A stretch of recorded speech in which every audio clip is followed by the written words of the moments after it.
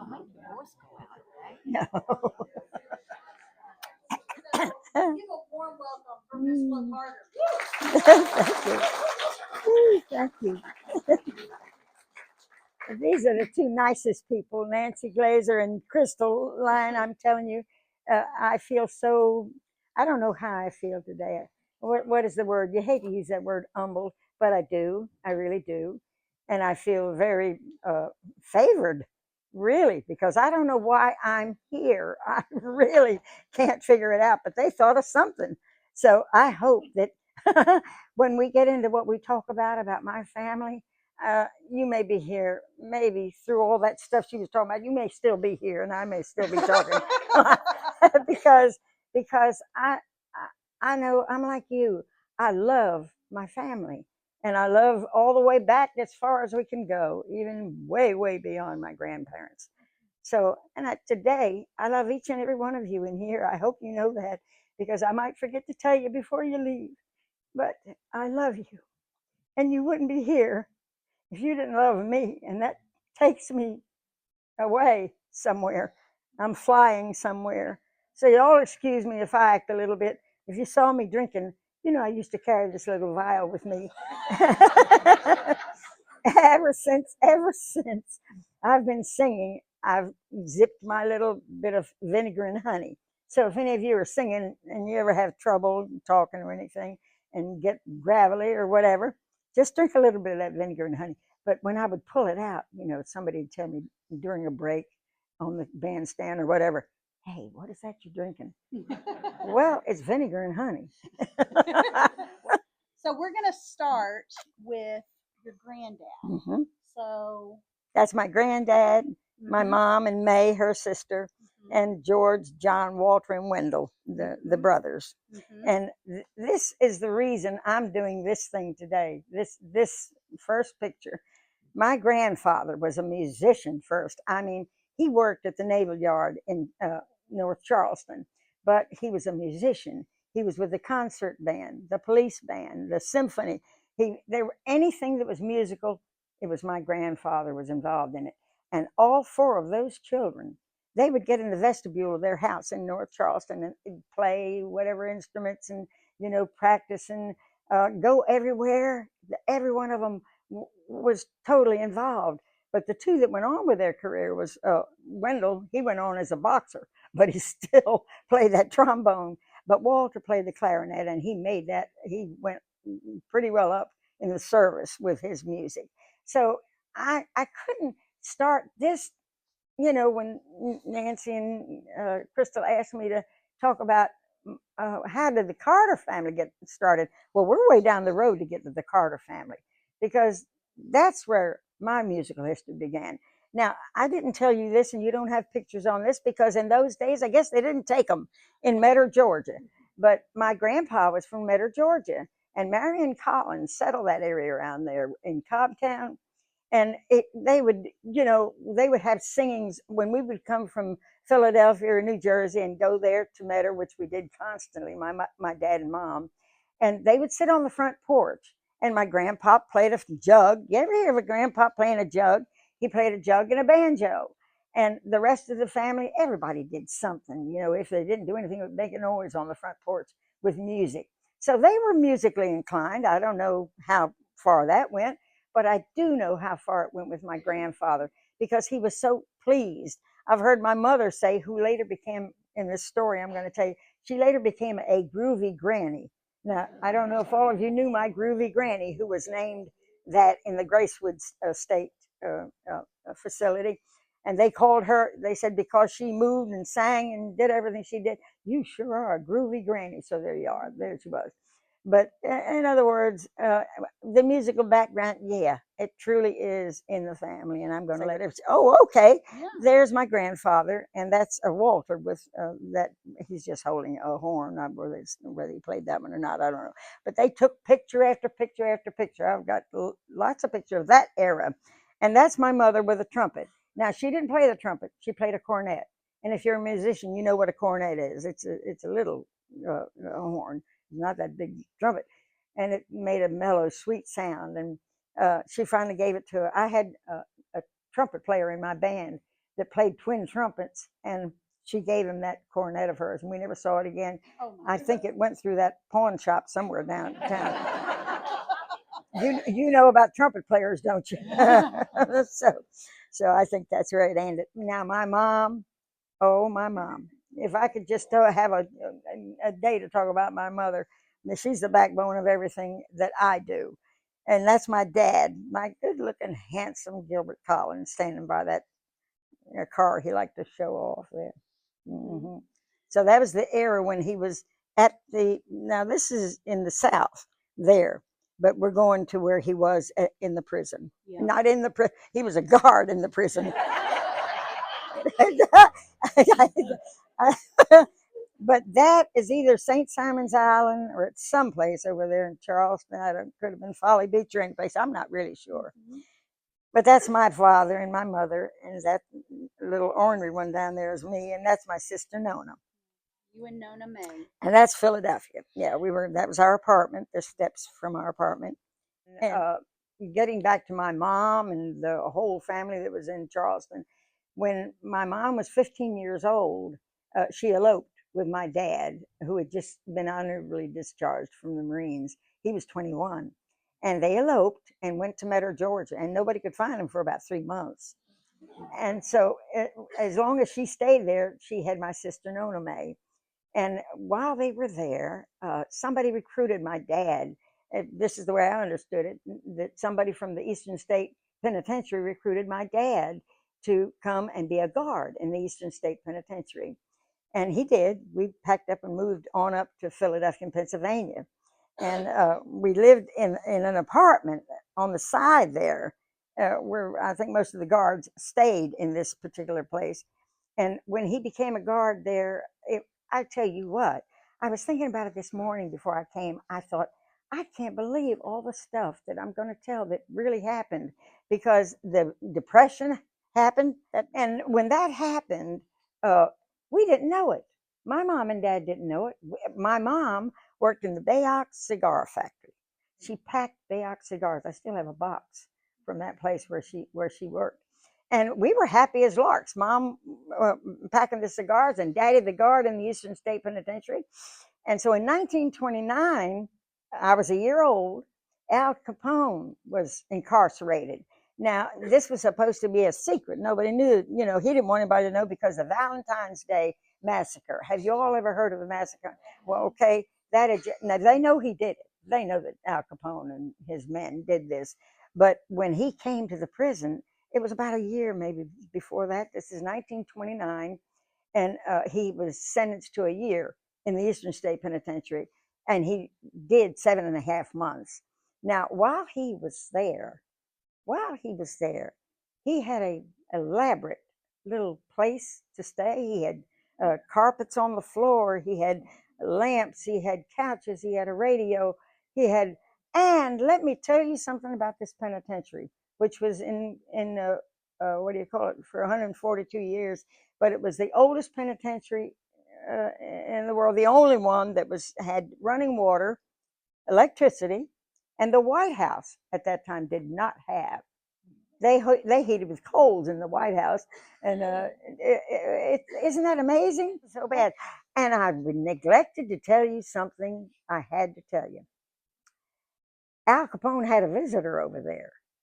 He had more than one, I think. And they talked about that, but one visitor they didn't know about that my mom and I knew about.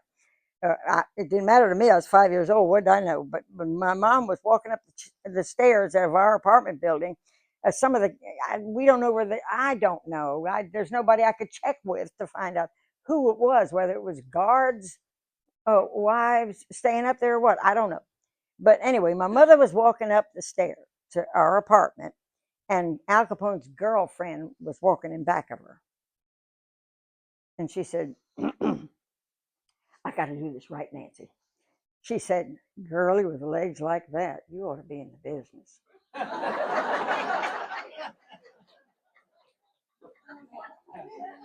My mother loved to tell that story.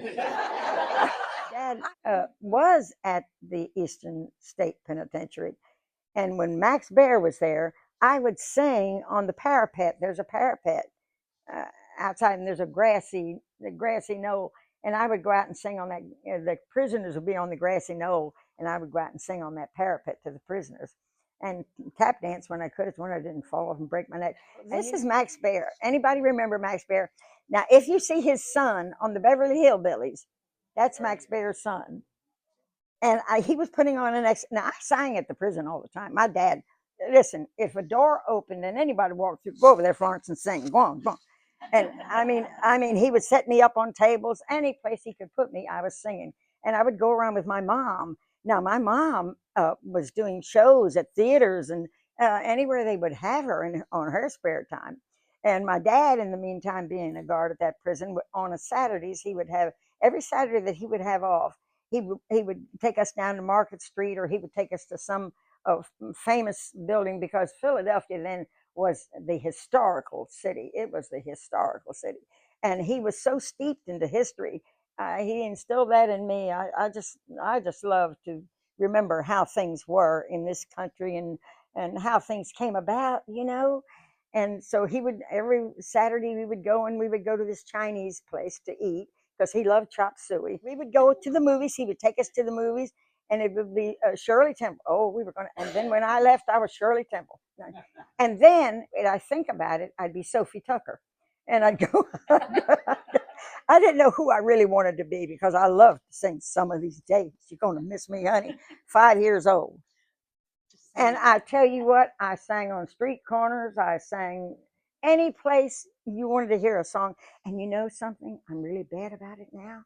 I go into the Walmart, and Nancy, I really do want to sing when I sing. I mean, I've got a captive audience in that Walmart. And I know most of them, and here comes a song. So I think if you keep a song in your heart and in your mind and in your mouth, you can get away with anything. I really do. You keep happiness in your heart and in your soul. But to get back, so neat. And my dad, I wish I could find a picture of my dad as a guard, because they had guards pictures, and I haven't had an opportunity, to. I haven't really gotten in touch with anybody. We were always going to. We did. Before I die, I will. I'll find out. My dad's up there somewhere. But when Dad was at the Eastern, is this okay with y'all? Give it to my 96 years and just let it go. But when my dad was at the Eastern State, they recruited him from Reedsville. Now, they had built this new facility at Reedsville State Prison. I don't know if y'all know about that, but it was on the order, sort of like Eastern State Penitentiary. And I didn't tell you that in the Eastern State Penitentiary, they had skylights in every roof. It was it wasn't too bad a place, no matter what anybody says. It wasn't too bad a place to be incarcerated there. And my dad would, as a guard, would stay in the tower. There was just that big tower, and he would stay up there for 8 hours a day, and they would get things up to him and down, and he didn't come down for that 8 hours. So they recruited him from there, from Reedsville, to go to Reedsville and help give him some expertise and advice, on how things went in the Eastern State Penitentiary. So we were there for not that long, but while we were there, I was in elementary school. And if we can ever, before we get through with the pictures, if you can see what the guards did when I was there. But I entered a contest when I was in the elementary school, and I won it. And I won a great big red flashlight. And that was the only contest I really entered. I just didn't enter anymore. But that was wonderful. So we left Reedsville, and we went back when Dad was finished in Reedsville. We went back to Gibbstown, and he went to work at DuPont. Now, everybody in the family worked at DuPont. Don, my husband, his dad, in Gibbstown, New Jersey. I don't know if you all know that. There's a little bit of history for y'all. That DuPont plant closed not long after. But anyway, while we were there, Dad was a guard at DuPont. My mother was a guard at Pedricktown for DuPont. She wore a pistol on her hip. It was wartime, and I mean, my mom, don't you never tangle with my mom. And she had that gun on her hip, and she'd walk that railroad track.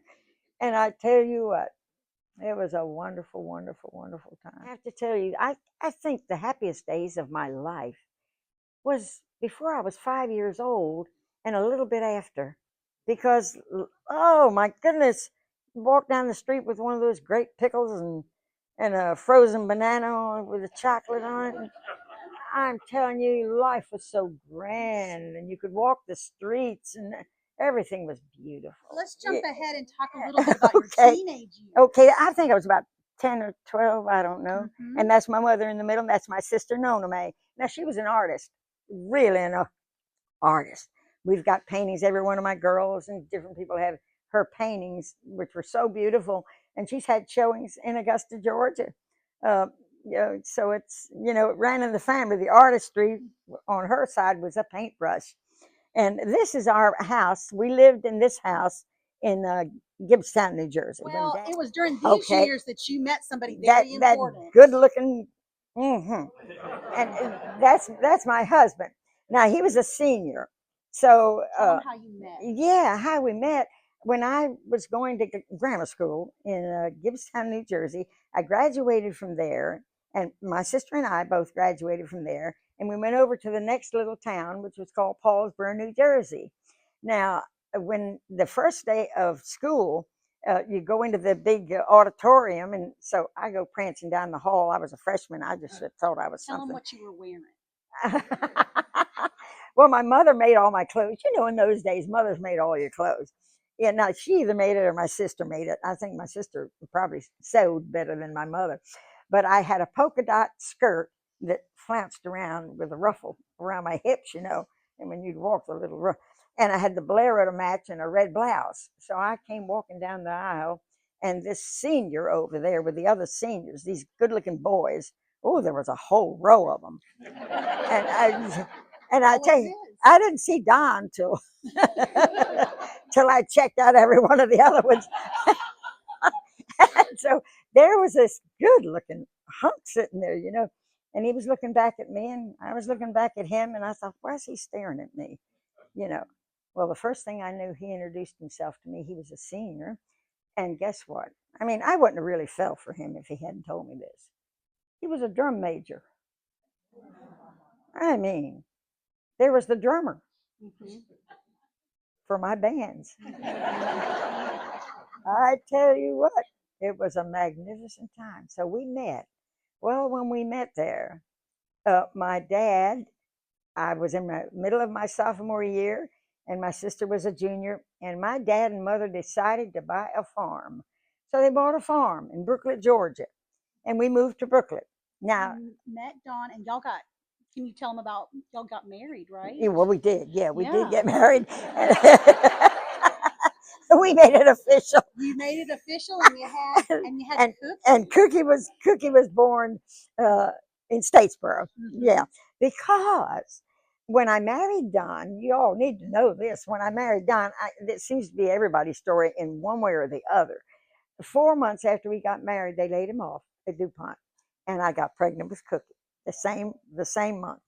So he tried to get a job when he was laid off. He tried to get a job. There just wasn't anything, and he had already gone to apprentice school. He'd become a proficient pipe fitter.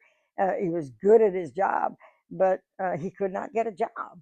So we went to my parents in Brooklet, Georgia. Stayed down there. Cookie was born at Statesboro, and we came back. DuPont called him back. So we went back to Gibbstown, and he went back to DuPont. And so we got a little place. We got a little two-story house in Gibbstown, New Jersey. And I was so happy. I had Cookie, and I had Donna in Woodbury, New Jersey, and I was happy. I didn't want to go anywhere or do anything. I was a housewife, and I could make hamburgers out of 1 pound of hamburger and enough to feed 20 people. Now I could just do all kinds of things. I was a good cook, y'all. I think I'll throw that in, Nancy. But anyway, where was I? Oh. Okay, with Cookie. Well, before we we're way ahead of there. Before we get back to that, but how did y'all end up go from up there back down here to Augusta, Georgia? That's what I'm fixing to tell you. Yeah. So when we were in that 2-story house, my mom and dad called from Brooklet and said, Don, you ought to come out here and check this out. SRS is putting up a new facility out here, and you ought to check it out. Well, he tried to get DuPont to transfer him. He wouldn't do it. They would not transfer him. So he did something that my husband didn't do. My husband was the wonderful person in the family. He kept his mouth shut. He didn't say much. He was kind of shy, but he was a wonderful person. So he quit his job, and I couldn't believe it. I thought, he really quit his job. And we went down and got a job at the SRS. Well, that was construction. So he worked there for about a year. They got him as a manager or something out there at construction, and they laid him off. So there we go again. Well, when they laid him off, he couldn't get a job there either. So I trilled on downtown, and I came up on a place called Snappy's. Now, does anybody here remember Snappy's? Wasn't that wonderful? I think that was the most popular place in Augusta, Georgia. And so I started work there, and I loved it. I loved it. Because before that, going back a little bit, when we came to Beach Island, my mom had a diner, and my mom and dad had thrown up lean-to places for the workers from Alabama, Tennessee. They came from everywhere to go out to the CSRA, and we just knew all of them, and it was just a wonderful time. So when I went to Snappy's to get this job, a fellow named Jim Armistead, does anybody remember him? Jim Armistead was a salesman at Channel 6, as was the fellow that helped me so much, Jack Wiedemann. And he would come in quite often and eat the Snappies, and we would talk. And he said, Flo, what do you do? It wasn't Flo, I was Florence then, when I became a big star. I became Flo because he insisted that that's what he wanted my name to be, Flo. And that day, he said, what do you do? I said, oh, I'm a singer. You're a singer? Well, let me tell you, I've got a show. It's called Talent Parade on Channel 6. Does anybody remember that? And so he said, why don't you come on over and sing? Oh, yeah, I'll be there. So I did. I went over and sang. And about that time, this was at 6 o'clock at night, he had the program. And at 6 o'clock in the day, a fellow named Jack Wiedemann. Now, I know a lot of you have to know Jack because everybody used to bring their children to the show, Today in Dixie. And Jack Wiedemann was starting this new show called Today in Dixie. And he said he wanted me to be a co-host and the singer and jack of all trades on the program. So I started with him in the daytime at 12 o'clock to 1 was Today in Dixie. And at night was Talent Parade from 6 to 6:30. And in the meantime, I was in the club singing at a place called the Georgian. Where's that fellow that came to the Georgian with me?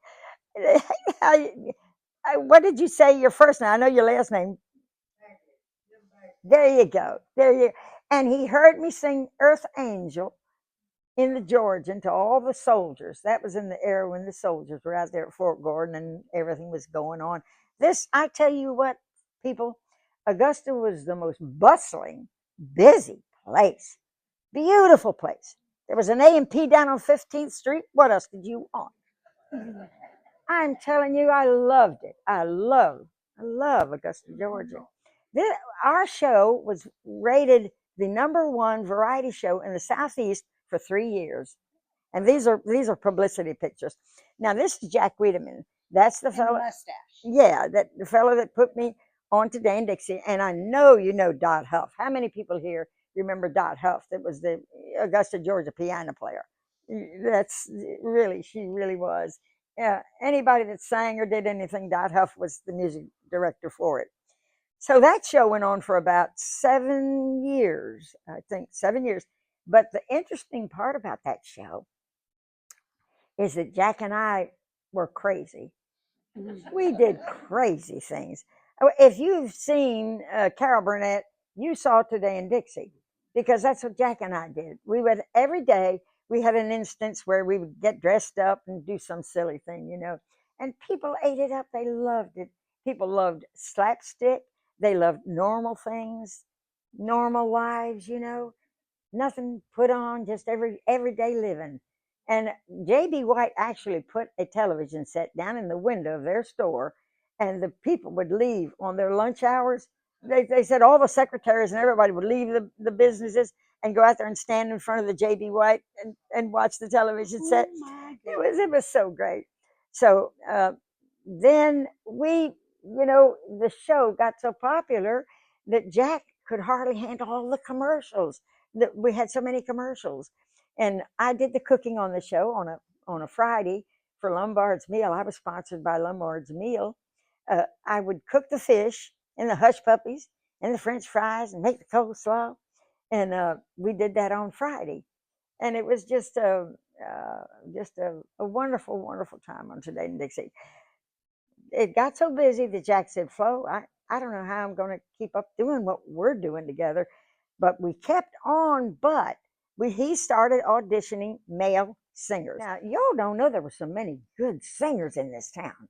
I'm telling you. Does anybody remember Bill Swift? He come on the show for a while. Well, one day I walked into the studio. Jack had been looking for a male singer, and nobody fit the bill yet because he had to be able to twist, like a pretzel and do all kinds of. He had to be able to do all kinds of things, and nobody that came fit the bill yet. So one day I walked in the back door, Crystal, and there was this tall, lanky guy standing by a piano over there. And I walked in, and I heard him singing, and he's singing so seriously, like he does. Y'all have heard Jim Neighbors sing seriously. And that voice blew me back out the door. It was so beautiful. And all of a sudden, I'm saying to myself, well, it's beautiful. He sings beautifully, but he won't fit in. There's no way he can sing like that and be on Today in Dixie. Well, all of a sudden, there's no tomorrow. He went into that. That was it. I said, that's it. He came on the show. He stayed for about a year and a half, and he was so popular. And I loved him so much. And he sang and he danced, and he was a wonderful person. What you saw on Gomer Pyle, that was Jimmy. And people would meet me everywhere. They'd meet me, does he really talk like that? No, he doesn't really talk like that. His mom, bless her heart, she was a waitress down there in Sylacauga, Alabama. And he had been around. I mean, he'd gone places you couldn't imagine. He'd done everything already. And he was very, very despondent. Y'all ever been there in your life? Boy, I'm telling you, this was one. He had been in Hollywood. He'd been everywhere. He gave me that's the publicity picture he had made in Hollywood, where he strung out. And that's him on the set. That's my guitar, y'all. I did play my guitar. That was my guitar. That's Dothoff on the piano. That's Linwood Scott on the drums. Now, if you're from Jackson, you know Linwood Scott. If you're not, you don't. Get the Golden Camp Inn. Does anybody remember that place? Tell me you do, because honestly, so many people got engaged, and it was for couples only. It was a supper club. There was steaks and good food and the band, and we were there for a long, long time. And everybody came to the Golden Camp Inn, and I did floor shows. I would do imitations of Pearl Bailey and who's that, Minnie Pearl, and all that kind of stuff.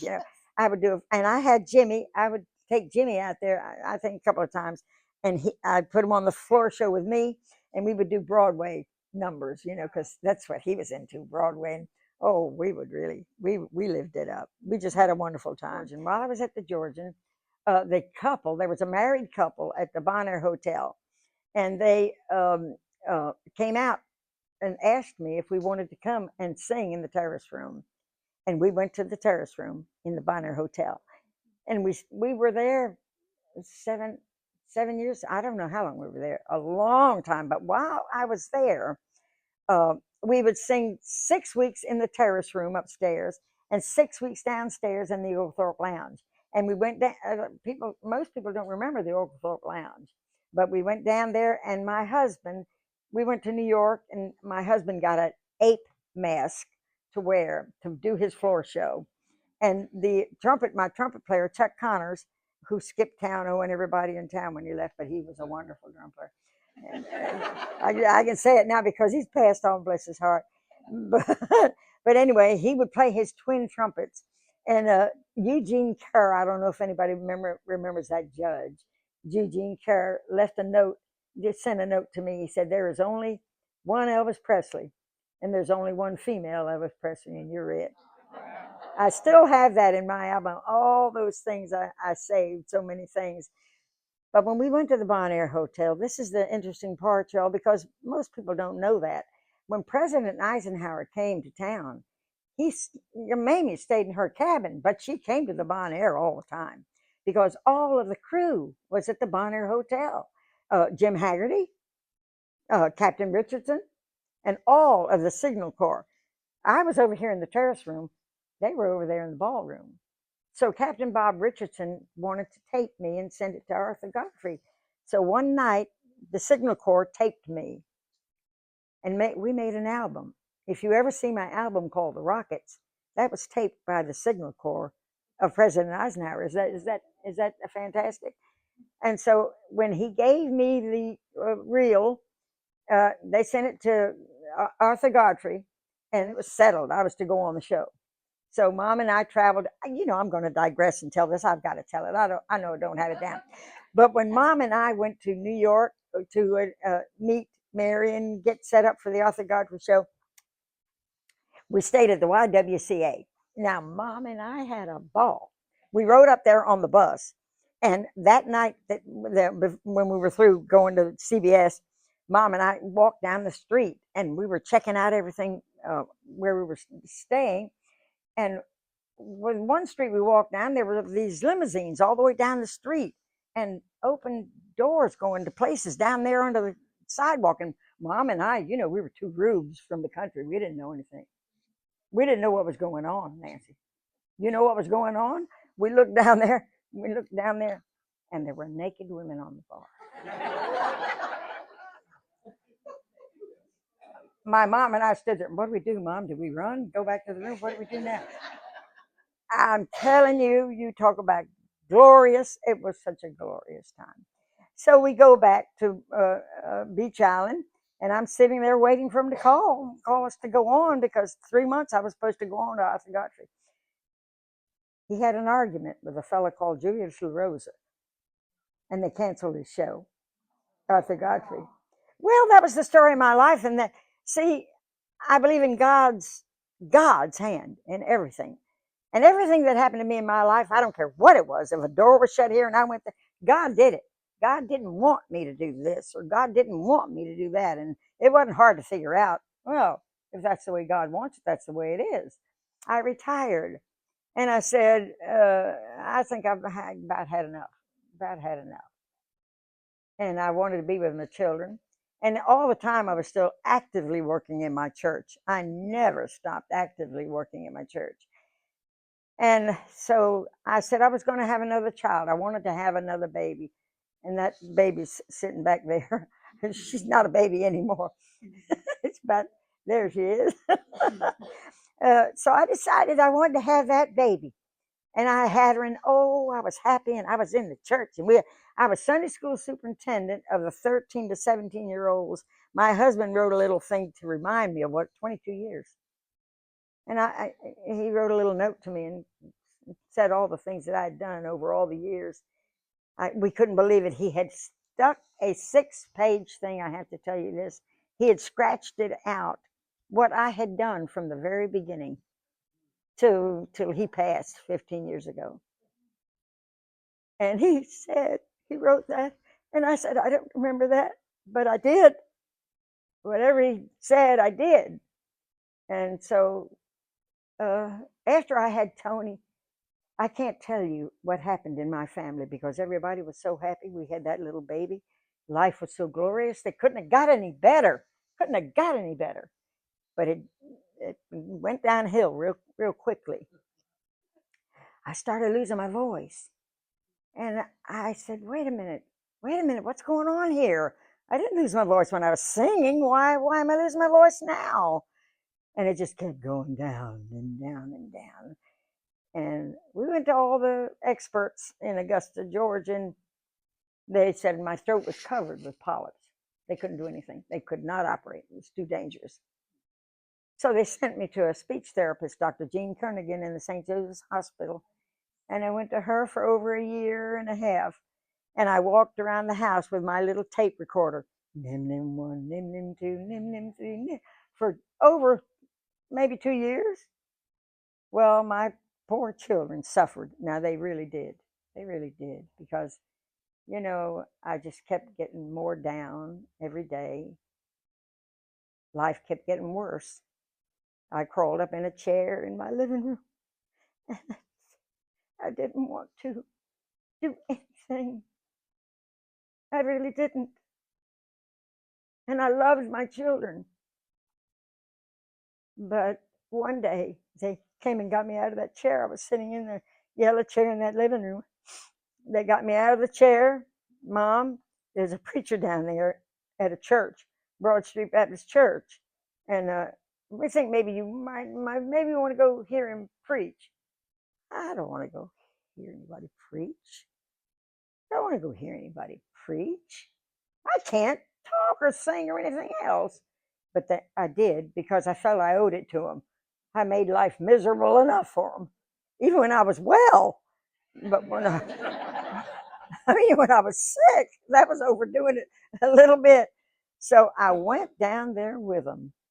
And we walked into this little church. It's still there. It's not a church anymore, but it's there. And we walked in, and they wanted me to go down front, but I wouldn't. So I sat in the last row. They didn't want to sit there, but they did. So I'm sitting there, and this preacher's up there just talking. And I thought, oh, I'm going to listen to this. Now, have I got to listen to this? So I looked up at the ceiling, and I thought, he'll be through soon. And when he does, I'm going to skedaddle out that door and go home. And about that time, God opened my ears, and he said, somebody out there needs healing. God lifted me out of that chair. He really did. He lifted me out of the chair and walked me down the aisle. And the preacher told me,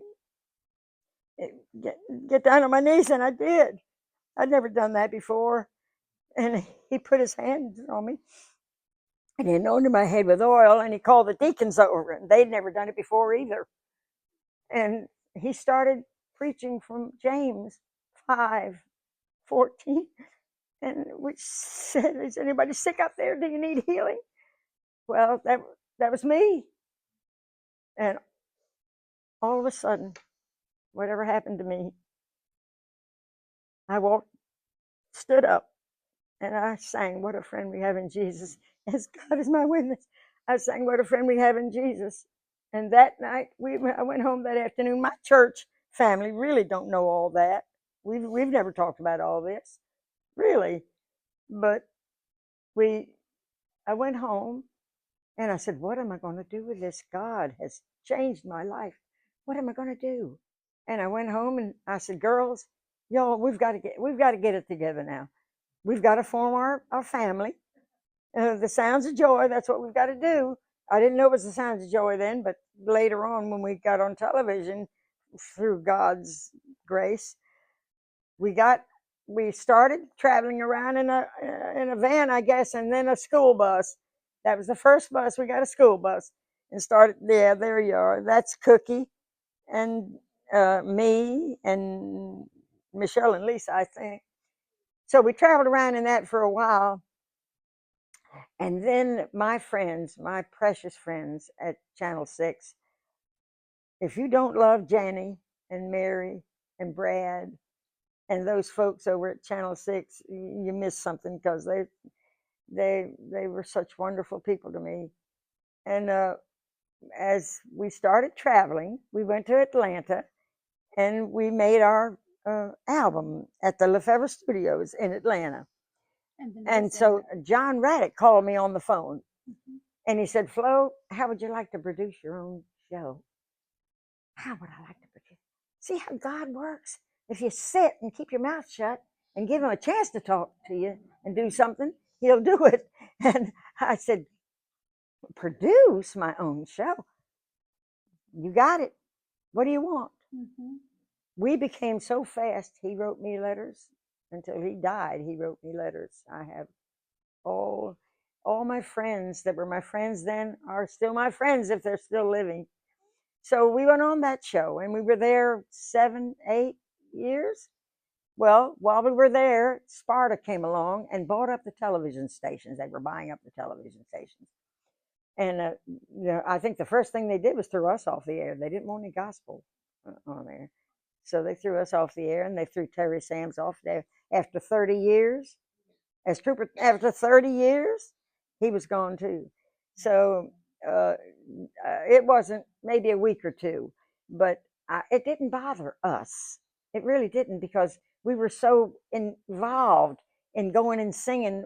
We were weekend warriors. You think of most gospel families, you think, well, it's a mom and a dad, and it always is so sweet. It's a mom and a dad, and then they have the children, one after the other. And as the children come along, they join the gospel group, don't they? And first thing you know, you've got a gospel family. Well, that wasn't ours, because my gospel family came about late in life, but it was a gospel family. So next thing I know, I'm getting a phone call from Henry Howard. Can you come on the Prayer to Quartets? He asked us to come on for twice a month. Now, this is the reason I have to say this is the only black gospel continuously running gospel program, Parade of Quartets, in the United States. So what an honor to me, what an honor to be asked to be on the program. So we couldn't do it because everybody worked. Don, Donna, John Ginn, my brother-in-law, who was on the mail route, and they all worked. So we were what you called weekend warriors. We were weekend gospel warriors until we came into it full time. And so after that, we actually stayed on the Parade of Quartets, and we haven't left, because he plays one of our videos at least once a month. What a love affair. I think I've had a love affair for the last, I'm 96. What would I say, 70, 80 years? Yeah, I think so. And tell them a little bit about your mom. That's Oh, Ada. my mom, Groovy Granny. Oh, my goodness. I tell you what, she was something else. She was the backbone of our group. Our group was my mom, Groovy Granny, my son, brother-in-law, John Ginn, who was a postman, and he drove our bus, and he was a bass singer. And there was my husband, and Cookie, and Donna, and Tony, and me. And that they named us the Sounds of Joy. Lisa Love, who finally became the creator of that Georgia Music Hall of Fame, had their brown bag. Now I'm going to tell you about that. This is so much. Oh, this is so fabulous here, because their brown bag luncheon was, you walked out onto the concrete patio and sat down and ate your lunch, and we sang. The group sang. But this was so, don't you all agree that this is so marvelous what's going on here? And this has only been going on for how long, Nancy? Friends. I certainly did. And so we've got these little friends. Sharon Jones, my goodness. She was the conductor on my train. Yep, she was the conductor on my train. Wonderful person. You know, she passed away early from her problems, physical problems. Wonderful, wonderful person. She really was. And she really wanted to be my conductor on the train. And Don, I don't know what I would have ever done without Don Rhodes. I've got to tell you now, I guess, he was my closest buddy. He was my closest buddy. We didn't do anything without him, did we, Levin? Yeah, we didn't do anything without Don Rhodes. He kept me, let me tell you, you know what my favorite saying was to him? The phone would ring. Hey, Flo, what do you got this time? And so it'd be something else he'd want me to do, you know. I said, this is another fine mess you've got me into. And he kept me going. He kept me. We started the Arts in the Heart here. I was at the beginning of the Arts in the Heart when Beth Jones and Susan Rice were in charge of that. And it was beautiful times. Oh, my goodness. Over there on, what's that street? Telfair? Mm-hmm. Everything was alive on Telfair Street. That's where it was. So What have I left out? And you wanted to talk about your friend at Jackie Bartley. Beach Island. Bless her heart.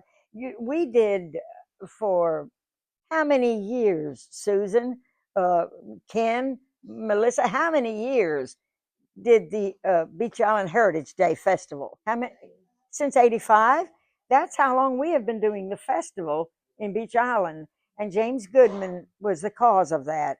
A wonderful man. He was a writer. He wrote book after book, beautiful books about the history of Beach Island and different things, you know. So that was a glorious time. And every spring we knew that we were going to be on the Beach Island Heritage Day. It was something to really look forward to. And let me mention about Brenda Lee. Okay. I have to mention about Brenda Lee. She became my best friend. She really did. She would come. She was over at CBS when I was. They would book our things at the Bell Auditorium. It was Jack and I. We would have our Tonight in Dixie. We did our Tonight in Dixie shows over there. Well, Brenda Lee was just wandering around. She and her mother, you know, hadn't done anything yet except singing with P.B. DeVore, and they had a rocking chair. It was a humongous prop rocking chair, and Brenda Lee would sit on my lap. That's how little she was. I was big then. I was 5'2" and had eyes of blue. Now I'm 4'10", and where did it go? But anyway, she became my fast friend, because Brenda Lee is like y'all. You know, she gets up and eats and does everything just like y'all. She's never changed. She's always been a wonderful mother, wonderful person, and I loved her to death. But that big rocking chair, I always wondered what they did with that humongous prop, because she would be going on the show. And lo and behold, what happened to her? She walked on the show one night and Red Foley was there. And she sang Jambalaya like she does, and away that little girl went. Now she lives in a mansion on a hill in Nashville. I love to just sit and think about all this stuff. And I will think until I die of this room here, these ladies that went to all this trouble to do this for me, and y'all taking your time out today to come here and listen to this. You have touched my heart so much. I'm going to try to sing a song, but I don't know if I can sing it. So if I break down, please don't get mad at me. Oh, never mind, baby, never mind. Oh, you ask me if I'm happy, if I have any peace within, if I'm worried about tomorrow, when I reach my journey's end, I ain't there, where are you? With my Jesus, when he knocks, I let him in, and he's gone with me through all my valleys, 'cause I know he is my friend, and I'm satisfied. Hey, I'm satisfied. Ain't no trouble gonna ever get me down. When my eyes are closed in death, with my Jesus I'll be at rest, and then you'll know I'm satisfied. Woo! Come on. Yeah. Here we go. Well, then my friends all forsake me, and they turn me from their door, and they sow no seeds of kindness. Well, it don't matter anymore, 'cause I'm satisfied now. Just me and Jesus. When he knocks, I let him in. He'll go with me through all my valleys, 'cause I know he is my friend. Sing it with me. Satisfied, satisfied. Ain't no trouble gonna ever get me down. When my eyes are closed in death, I'm gonna be at rest. Then you'll know I'm satisfied. Then you'll know. Oh, you'll know. I'm satisfied. I am totally, totally, totally satisfied. Oh, whoa! Woo! Oh, God love you. God love you. Oh, I love you so much. How do you give it away? I want to give it away. I love you. Thank you. Thank you so much. You have made My remaining days on this earth you have made beautiful. This is beautiful. Can I get them all in the car?